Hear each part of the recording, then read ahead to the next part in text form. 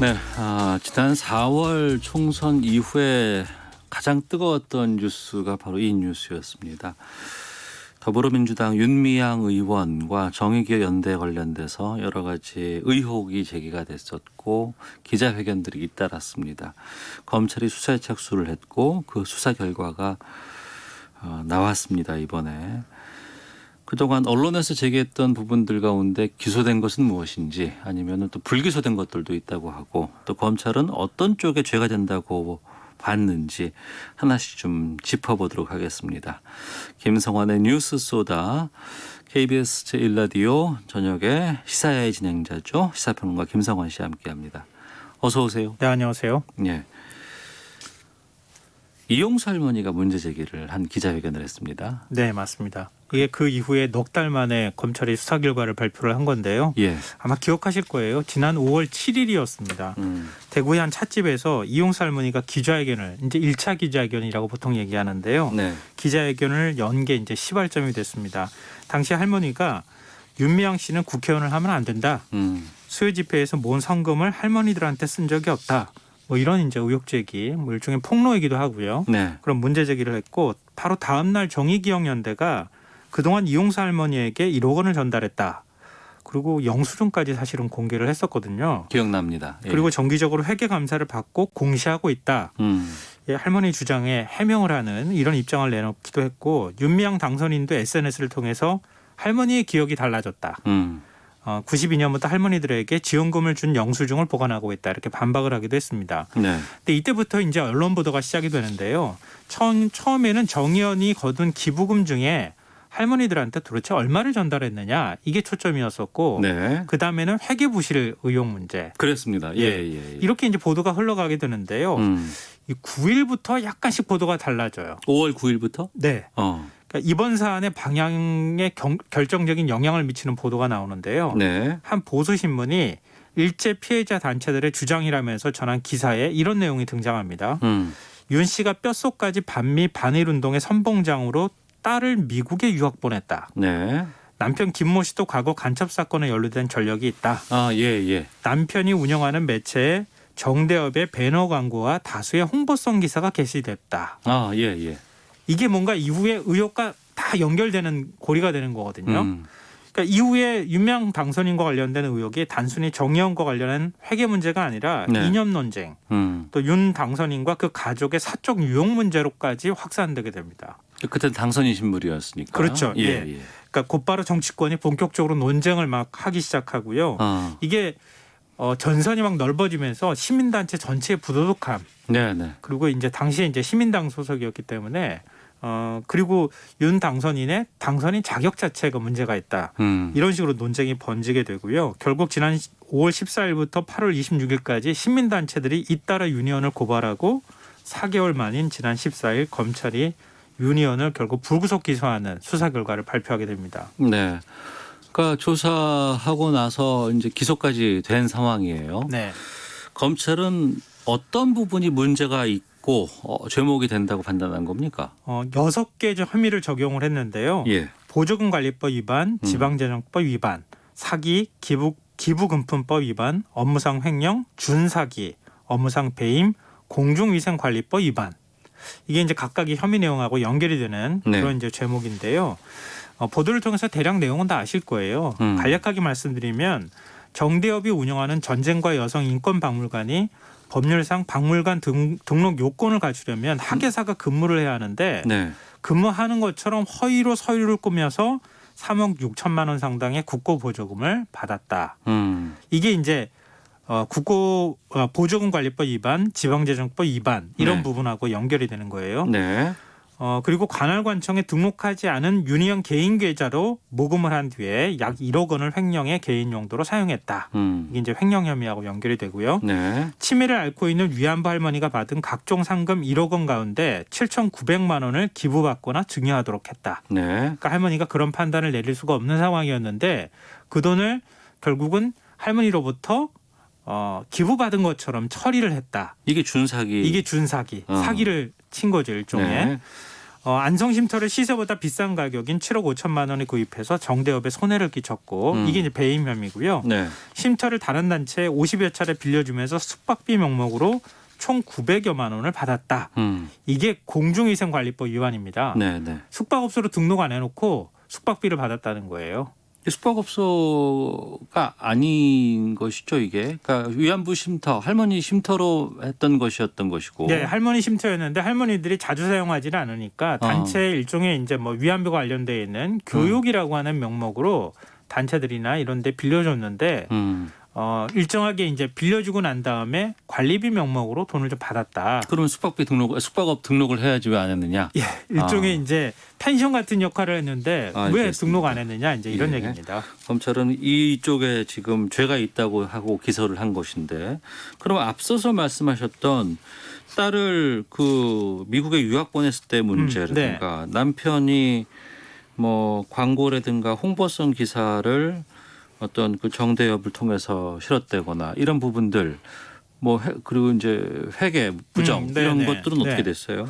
그러니까 지금 그 동안에 윤미향 의원과 관련되는 의혹에서 가장 핵심이라고 하는 게 회계 부정 문제 이런 게 있기는 하지만, 근데 더 중요한 거는 윤미향과 그의 가족들이 모금을 한 돈을 개인적으로 빼돌렸다. 이 의혹이 더해지면서 이번 사안이 폭발력을 가졌던 거거든요. 집도 다 현금으로 샀고 여러 채 샀다고 막 그랬었잖아요. 그렇죠. 집도 여러 채 산 게 그 돈이 도대체 어디서 난 거냐. 시민단체 활동을 했는데 활동비를 받은 게 얼마 되지도 않는데 남편이 뭐 신문사라고 지역신문을 운영하고는 있지만 거기서 버는 돈도 얼마 많지 않을 텐데 돈 어디서 났느냐 이렇게 묻기 시작했던 거예요. 그러면서 이번 사안이 이제 커졌던 건데 그 핵심에 있었던 게 윤희연 딸 유학 비용 문제였습니다. 그러니까 3억 원이 필요했는데 윤희연 남편이 형사 보상금과 윤희연 부부의 자금 등으로 대부분 충당이 됐다. 이게 검찰이 판단입니다. 그러니까 혐의가 없다는 거예요. 그리고 정의연 자금으로 아파트를 샀다고 하는 의혹도 자금 출처가 확인이 됐다. 정의연 자금이 아파트 구매에 쓰였다고 볼 증거를 찾지 못했다. 이게 검찰이 밝힌 내용입니다. 윤희연의 부친을 형식상 안성쉼터 관리자로 등록해서 7,500만 원의 임금을 챙겨가도록 했다. 이것도 있었습니다. 실제로 그 휴대폰 위치 추적이나 이런 것들 다 해보고 계좌 추적도 당연히 다 하는 거죠. 해보니까 쉼터 관리자로 일한 것이 맞다. 윤희연 남편이 운영하는 신문사에 일감 몰아주기 한 거 아니냐. 그러니까 일종의 정의연과 정대협의 홍보를 대행한다고 하는 거 명목으로. 근데 당시 입찰 과정에 여러 업체에서 견적서를 다 받았고 그 윤희연 남편의 신문사가 가장 저렴한 금액을 제시한 것으로 확인됐다. 그러니까 윤희연의 개인 비리와 관련돼 있는 부분 아까 이제 횡령 1억 원 이건 또 말씀드리겠지만 그 외에 지금 제기됐던 상당 부분의 의혹들이 혐의가 없는 것으로 드러났다 이런 얘기입니다. 그 상당 부분들의 의혹은 물론 언론을 통해서 제기가 됐고 또 정치권에서도 제기를 했습니다. 그런데 이게 그러면은 지금 상황으로 본다고 검찰 수사 결과로만 본다 그러면 그 주된 의혹 제기들은 다 글쎄요 좀 무분별한 이렇게 봐야 되나요? 물론 윤미향 의원이 혐의가 없다고 말씀드리는 건 아니고요. 지금 뭐 앞서 제가 혐의 내용을 자세하게 하나하나씩 설명드렸잖아요. 그런 부분에 대해서는 앞으로 재판에서 다퉈야 할 부분이지만 혐의 없다고 판단한 문제가 결국 국민들의 공분을 일으켰던 것이거든요. 그럼 그 혐의가 없다고 지금 판단한 부분들을 무슨 근거를 가지고 의혹 제기를 했느냐. 한국 정치권과 언론의 고질적인 병폐 중 하나다 이런 지적을 안 할 수가 없습니다. 그러니까 정치적 이해득실에 따라서 충분히 확인할 수 있는 의혹도 그럴싸하게 포장해서 무분별하게 의혹을 제기하고, 왜냐하면 국회의원들은 각종 자료를 받을 수 있잖아요. 충분히 판단 가능한데 그냥 등기부 등본에 언제 집을 샀다고 하는 시점만 가지고 막 의혹 제기를 한단 말이에요. 그런 이제 문제들이 있고요. 언론은 정치인들이 넘겨주는 자료를 그냥 받아쓰기 하는 데 익숙해져 있다. 그러니까 부실하게 검증한 기사를 그냥 무분별하게 경쟁적으로 보도를 하는 현상이 나타났는데 잘못한 부분이 있죠. 근데 잘못하지 않은 부분도 잘못하게 만들는 거는 그건 또 언론이나 정치권이 해서는 안 되는 역할이겠죠. 근데 이렇게 문제가 되는 게 뭐냐면 나중에 이제 이번에 무혐의 나왔잖아요. 근데 이미 국민들의 이미지는 윤미향은 그런 사람이야. 정의연하고 정대협은 그래. 앞으로 이 위안부 피해자 할머님 등과 관련해서 나는 기부 안 할 거야. 이렇게 된다는 겁니다. 불기소된 항목도 있지만 이번에 기소된 내용도 있습니다. 그 기소된 내용에 대해서 윤미향 의원 쪽은 어떤 입장인 거예요? 재판에 가서 내가 무죄를 예. 입증하겠다 이런 입장입니다. 조목조목 반박을 했는데요. 보조금 부정수령과 사기 혐의에 대해서는 이 정해진 절차에 따라서 필요한 서류를 제출하고 보조금을 수령했다 이런 입장인데 예. 아까 박물관 얘기했잖아요. 예, 인권박물관. 인권박물관에 학예사가 있다고 이제 신청을 한 거예요. 학예사가 있는 것처럼 해서 신청을 해서 서울시하고 문체부에서 보조금을 받은 거예요. 근데 그게 허위 신고였다라고 검찰은 보고 있는 거 아니겠습니까? 네. 근데 설명 내용을 꼼꼼히 제가 보니까 저도 예전에 정부위원회에 있었고 보조금을 나눠주는 집행하는 역할을 하기도 했었거든요. 네. 근데 시민단체의 경우에 학예사를 상시적으로 두기가 어려우니까 박물관이라 하더라도 규모가 크거나 특별전이나 기획전을 많이 하는 곳은 아니기 때문에 학예사가 있는 것처럼 서류를 만든 것 같아요. 그리고 학예사가 상시 근무를 하지 않으니까 학예사한테 임금이 나가거나 한 근거를 만들면서 그 학예사가 다시 기부금을 이제 기부를 한 거죠, 단체. 네네. 이런 형식으로 만든 것. 이건 시민단체 현실이나 이런 것들을 너무 간과하고 이렇게 무리하게 혐의 적용한 거 아니냐 이런 식의 항변을 하는 것 같고요. 특히 횡령과 관련되어 있는 부분에서 준사기 혐의하고 횡령과 관련돼서 강하게 반발하고 있는데요. 네네. 이 기론학 할머니, 검찰은 이제 위안부 피해자 할머니라고 그냥 통칭을 했는데 기론학 할머님밖에 안 계셨기 때문에 네. 할머니한테 그 기부를 받도록 한 거 상금을 그거는 이제 윤미향 의원하고 정 의원 쪽에서는 할머님이 2017년에 기부한다고 할 때 네. 할머님이 치매 판정을 받지 않은 상태였다. 할머니의 의지였고 할머니는 그때 건강하셨다. 예. 그리고 할머님이 그동안에 인권 그리고 평화운동을 계속 해왔고 그런 뜻을 밝혀왔다 이렇게 얘기하는데 검찰은 치매 판정을 받았다고 볼 만한 정황 증거를 갖고 있다 이렇게 얘기를 하고 있습니다. 근데 무엇보다 윤 의원 입장에서는 횡령 혐의가 뼈아플 수밖에 없는데요. 모금된 돈은 모두 공적인 용도로 사용됐고 사적으로 이용한 바가 없다. 예. 이렇게 반박을 하고 있습니다. 예, 그 횡령했다고 판단한 것 검찰은 1억 원 정도라고 봤는데 네.